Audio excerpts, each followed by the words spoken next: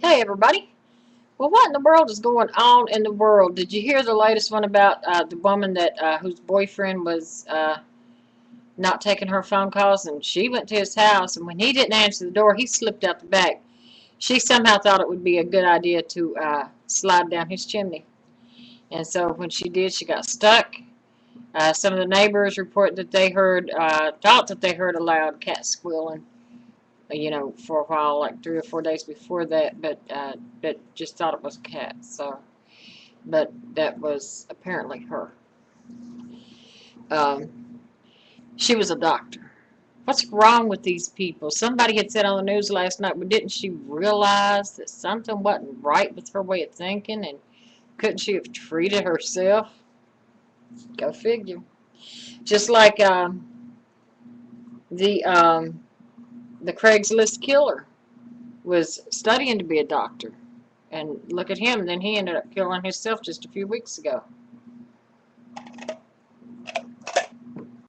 And then the latest one, well, the one that I'm about ready to talk about now wasn't really, well, he was crazy in a sense to do what he was doing, but he was a plastic surgeon. He was a plastic surgeon to these famous stars that had a piece in a magazine about him, but he um, he had apparently took a picture of his dog, a border collie, with his cell phone and was sending it to Twitter.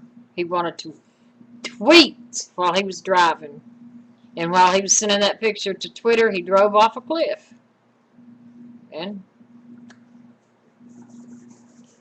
so much for that. You do not tweet while you drive. There is a time and a place for everything. And that just ain't it. I don't even talk on my cell phone when I'm driving. I don't. Um, and the only time actually I will ever answer my phone while I'm driving is if it's one of my kids calling me, but uh, then they're just calling to tell me something real quick. They're not just calling to jibber jabber. But that's rare. Most of the time they wait until they know I'm home. But and texting, never text while you drive. Never do that. I mean, honestly, now I get more texts than I do phone calls. I love to text. I would rather text than talk. But now, if I hear my phone go off and I'm getting a text while I'm driving, I'm not gonna, reach over and grab it out of my pocketbook and read it. I'm not gonna do that. That's craziness. That's asking for trouble.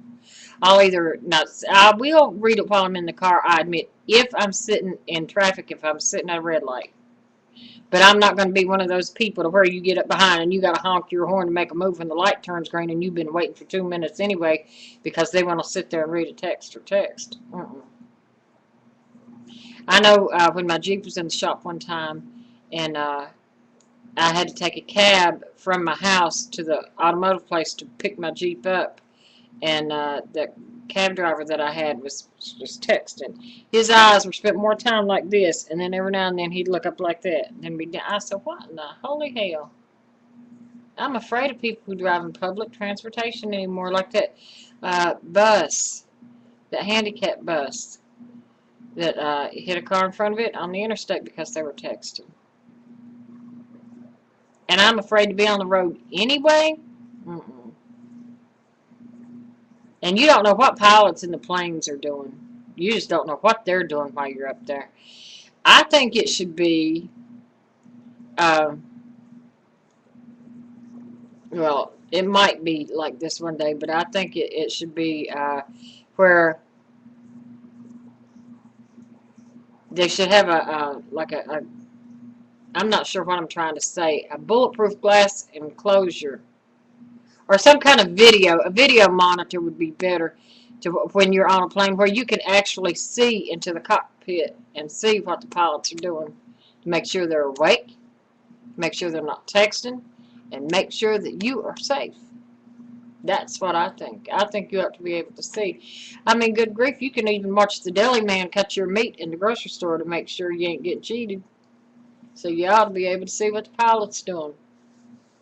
That's my theory. So if that ever happens out there, you heard it here first. That's my idea. So, but anyway, And we're still sitting here waiting on Hurricane Earl. Hurricane Earl is back up to a Category 4. It's supposed to hit the North Carolina coast sometime today. It's supposed to be really bad overnight. I think I'm too far inland for it to really do anything. But they're saying that it could still move in further. I'm not worried about the hurricane per se. You know, we're just going to get some rain if it comes in any further. And we do need the rain, but seems like every time Joe cuts the grass anymore, we get this big, huge soaker, and then the grass will grow right back up. And he just cut the grass yesterday. But anyway, I guess that's all I got to talk about now, and I might be doing another video in a day or two. So until next time, bye-bye.